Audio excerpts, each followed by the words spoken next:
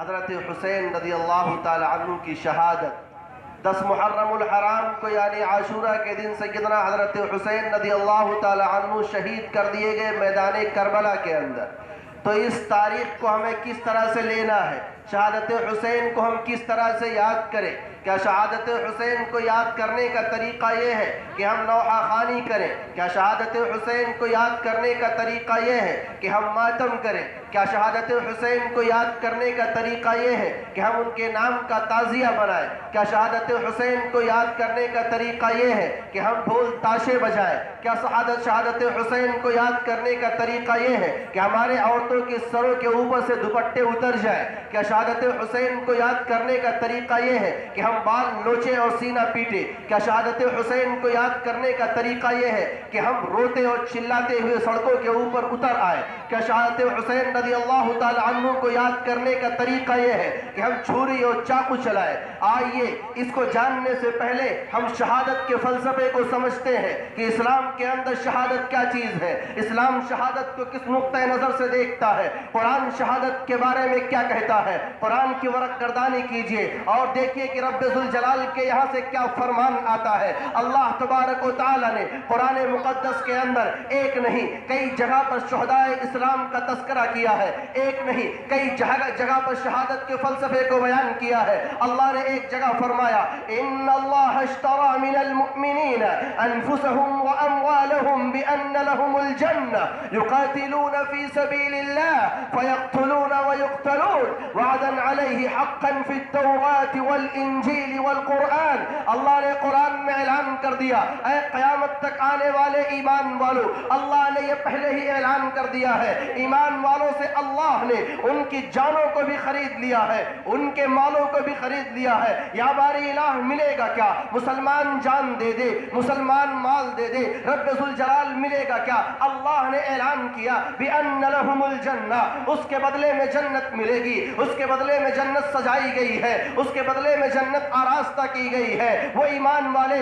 یقاتلون فی سبیل اللہ، اللہ کے راستے میں قتال کرتے ہیں، اللہ کے راستے میں جہاد کرتے ہیں، حق کے لیے لڑ جاتے ہیں. فیقتلون ویقتلون، کبھی تو باطل کی گردنیں اڑا دیتے ہیں، کبھی تو راہ خداوندی میں شہید کر دیے جاتے ہیں. اللہ نے کہا یہ بات میں نے قرآن کے اندر بیان کی ہے، یہ بات میں نے توریت کے اندر بیان کی ہے، یہ بات میں نے انجیل کے اندر بیان کی ہے. اللہ نے ایمان والوں کی جانوں کو بھی خرید لیا، اللہ نے ایمان والوں کی مالوں کو بھی خرید لیا. وہ اللہ کے راستے میں شہید ہو جائیں گے. اے اللہ ان کو ملے گا کیا؟ اے اللہ ان کا مقام کیا ہوگا؟ اللہ نے فرمایا وَلَا تَقُولُوا لِمَنْ يُقْتَلُ فِي سَبِيلِ اللَّهِ أَمْوَاتٌ. اے قیامت تک آنے والے، اے قیامت تک آنے والے انسانوں، اے قرآن کو ماننے والوں سنو، میرے راستے میں جان کی بازی لگا دینے والے ان مردان خدا کا مقام کیا ہے؟ میرے راستے میں خون کا نذرانہ دینے والے ان مردان خدا کا مقام کیا ہے؟ میرے راستے میں گردن کٹا دینے والوں کا مقام کیا ہے؟ لا تقولوا لمن يقتل في سبيل الله اموات.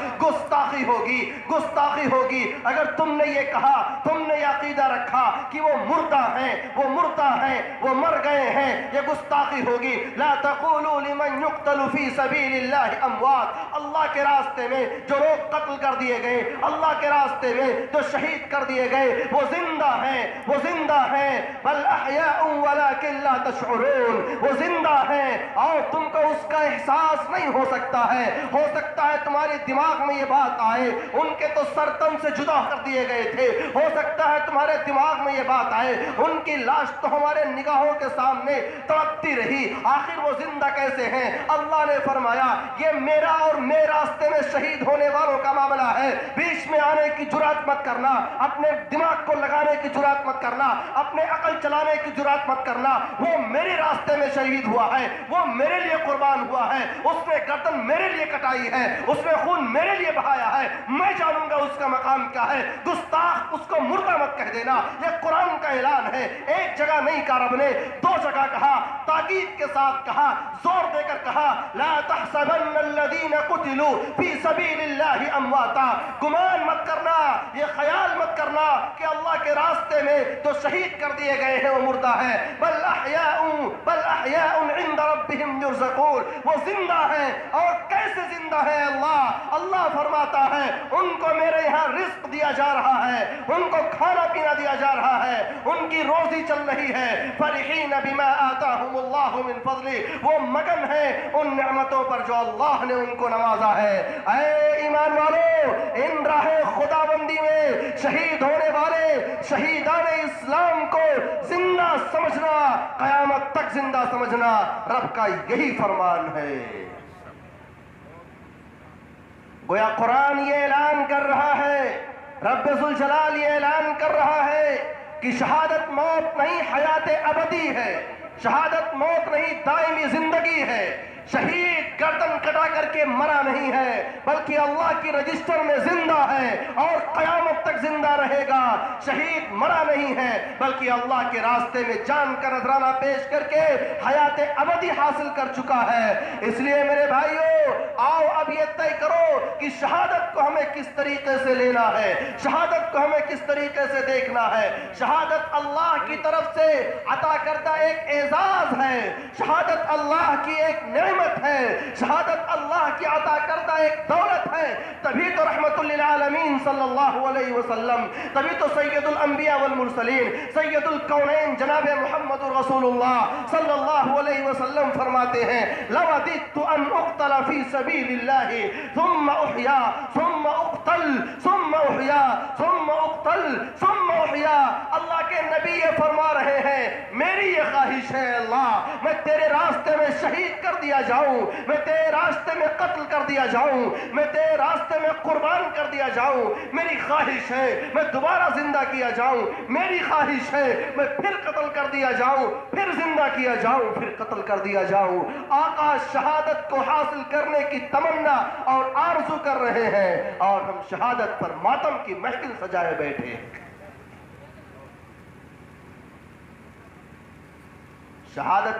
شہادت ایک تمغہ اور اعزاز ہے.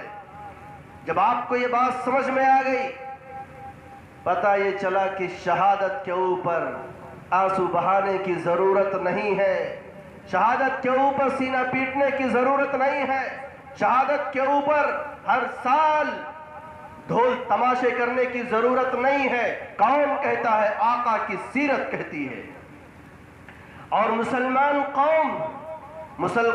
قوم شہداء کے اوپر ماتم کرے، مسلمان قوم شہداء کے اوپر اس طریقے سے غم کرے، مسلمان قوم شہداء کے اوپر اس طریقے سے واویلا کرے جس کی تاریخ شہادت سے پر ہے.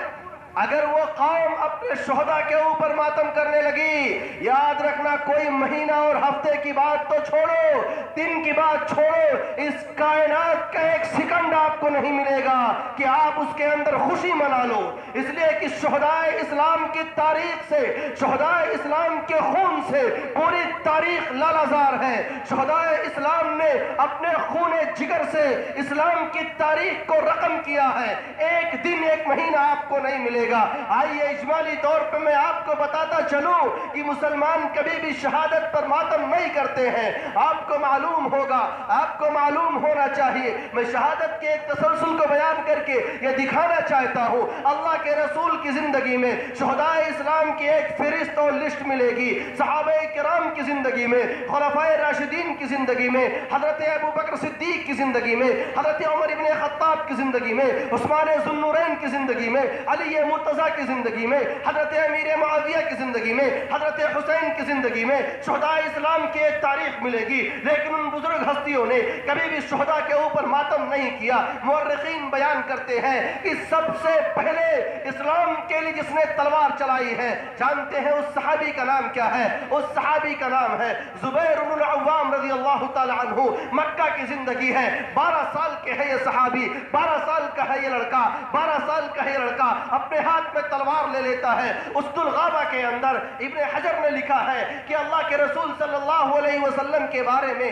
مکہ میں ایک مرتبہ یہ افواہ پھیل گئی کہ کفار نے آقا کو گھیر لیا ہے. یہ خبر ہوتے ہوتے اس 12 سالہ صحابی کے کان میں پڑ گئی. اس 12 سالہ صحابی نے سل سیفن، تلوار سے اپنے آپ کو لیس کیا اور پہاڑی کے اندر نکل گیا. اب زبیر بن العوام پورے جوش کے اندر ہے کہ اگر آقا کے ساتھ کسی نے گستاخی کی سکتی ہے، آج یہ تلوار اس کی گردن جدا کر دے گی۔ اسی ماحول میں جا رہے ہیں، ایک جگہ آہٹ ہوتی ہے، تلوار لے کر ایک دم تیار ہو جاتے ہیں، لیکن اچانک سامنے دیکھتے ہیں جناب محمد رسول اللہ صلی اللہ علیہ وسلم کھڑے ہیں۔ آقا مسکرانے لگتے ہیں، کہتے ہیں زبیر تمہارے ہاتھ میں تلوار کیسے ہے؟ زبیر بن العوام کہتے ہیں اے اللہ کے نبی مجھے یہ پتا چلا کہ آپ کو کفار نے گھیر رکھا ہے، میری غیرت ایمانی جوش میں آ گئی، اللہ کے رسول کی شان میں کوئی گستاخی کہے۔ زبیر نے تلوار ہاتھ میں لے لی ہے۔ آقا نے فرمایا اے زبیر یہ بتاؤ اگر میرے ساتھ کسی نے کوئی گستاخی کی ہوتی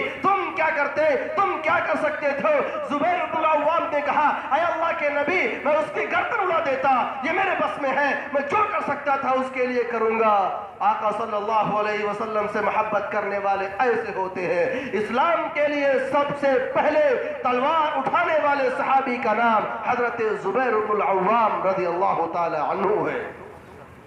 آؤ تاریخ کے صفحات کو الٹو اور تاریخ سے یہ بھی پوچھو اے تاریخ بتا کہ اسلام کے خاطر اپنے خون کا قطرہ بہانے کا اعزاز سب سے پہلے کس کو حاصل ہوا ہے؟ تاریخ کے صفحات آپ کو جواب دیں گے۔ اسی کتاب کو اٹھاؤ، اسد الغابہ کو اٹھاؤ، ابن حجر مکی لکھتے ہیں، ابن حجر لکھیں گے آپ کے سامنے وہ تاریخ آ جائے گی۔ حضرت سمیہ رضی اللہ تعالی عنہ ایک خاتون ہے۔ اسلام کے ایک بات میں ضمن عرض کرنا چاہتا ہوں میرے بھائیو، اسلام کے کلمے پر لبیک کہنے والی اگر کوئی ہے، سب سے پہلے ایک عورت نے اسلام کے کلمے پر لبیک کہا ہے۔ اسلام کے خاطر خون کا دریا بہانے والی اگر کوئی ہے، سب سے پہلے ایک عورت نے خون کا دریا بہایا ہے۔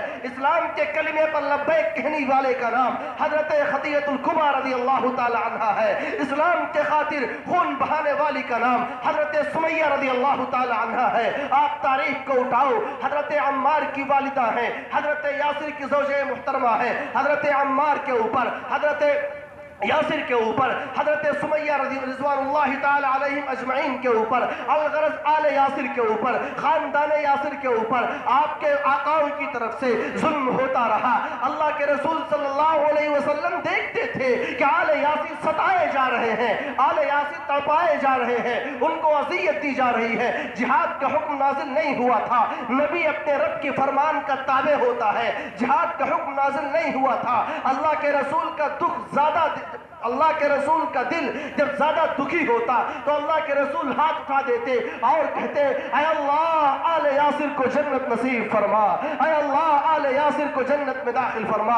ایک دن کا واقعہ ہے، حضرت سمیہ رضی اللہ تعالی عنہ کو ظالم ابو جہل نے پکڑ رکھا ہے۔ ابو جہل نے حضرت سمیہ کے سامنے دو باتیں رکھی اور کہا اے سمیہ تمہارے سامنے دو راستے ہیں، یا تو محمد کی رسالت کا انکار کر دو، یا تو قرآن کی حقانیت کا انکار کر دو، یا تو محمد کے کلمے کا انکار کر دو، اور یا تو تمہاری گردن چلی جائے گی، یا تو محمد کی غلامی کا طوق اپنے گلے سے اتارو یا گردن اڑ جائے گی۔ حضرت سمیہ خاتون تھی، حضرت سمیہ ایک عورت تھی، دل نرم ہوتا ہے، لیکن اسلام وہ چیز ہے میرے بھائیوں جس کے دل میں اتر گیا سچائی کے ساتھ ابو جہل نہیں، ابو جہل کی 7 نسلیں آ جائیں اس ایمان کو کھرچ نہیں سکتی ہیں، اس ایمان کو دل سے نکال نہیں سکتی ہیں۔ حضرت سمیہ نے کہا ابو جہل سن، زبان حال سے کہا یہ گردن کٹ تو سکتی ہے، یہ گردن کٹ تو سکتی ہے، جھک نہیں سکتی ہے، اس لیے کہ ہم گردن کٹانے والے ہیں، گردن جھکانے والے نہیں۔ ظالم ابو جہل نے آپ کی شرمگاہ پر برچھی چلائی، حضرت سمیہ رضی اللہ تعالی عنہ شہید کر دی گئی مکہ کی سرزمین میں۔ یہ اسلام کے لیے سب سے پہلی شہادت تھی۔ حضرت عمار آپ کے بیٹے جاتے ہیں دربار نبوی کے اندر، اے اللہ کے نبی والدہ شہید کر دی گئی ہیں، اللہ کے رسول صلی اللہ علیہ وسلم کے اوپر جہاد کا فرمان نازل نہیں ہوا ہے، ہاتھ اٹھا کے دعا کرتے ہیں اے اللہ آل یاسر کو جہنم سے بچا لیجئے۔ یہ اسلام کے لیے سب سے پہلی شہادت تھی، اور اللہ کے رسول صلی اللہ علیہ وسلم کی زندگی میں شہادت کی تاریخ بار بار آتی رہی۔ یہ مکہ کی زندگی کا واقعہ ہے، مدینہ المنورہ کے اندر آقا صلی اللہ علیہ وسلم 10 سال تک رہے، یہ تاریخ بار بار آتی رہی۔ ہے کوئی مورخ، ہے کوئی سیرت نگار جو دکھائے کہ اسلام کے خاطر سب سے پہلے اپنے خون کے قطرے کو بہا دینے والی اس بہادر خاتون کے تاریخ شہادت پر اللہ کے رسول نے ماتم کا اعلان کیا ہو اور یہ کہا ہو اے میرے صحابہ سمیہ نے سب سے پہلے اسلام کے لیے خون بہایا ہے، اس لیے اس تاریخ کو یاد رکھنا، اس تاریخ کو ماتم کرنا، اس تاریخ کو ڈھول تاشے بجانا، اس تاریخ کو سبیلے لگانا، اس تاریخ کو روتے رہنا، اس تاریخ کو مرثیہ پڑھنا، اس تاریخ کو خرافات کرنا اگر کسی مورخ نے نقل کیا ہے تو لاؤ وہ صفحات، اور اگر نبی نے شہداء اسلام کے تاریخ پر ماتم کرنے کا درس نہیں دیا ہے، اگر پیغمبر نے شہداء اسلام کی تاریخ شہادت پر ماتم نہیں کیا ہے، تم کون ہوتے ہو شریعت محمدیہ کے اندر پیوند کاری کرنے والے؟ تم کون ہوتے ہو شریعت محمدیہ کے اندر ٹیکا لگانے والے؟ تم کون ہوتے ہو شریعت محمدیہ کے اندر اضافہ کرنے والے؟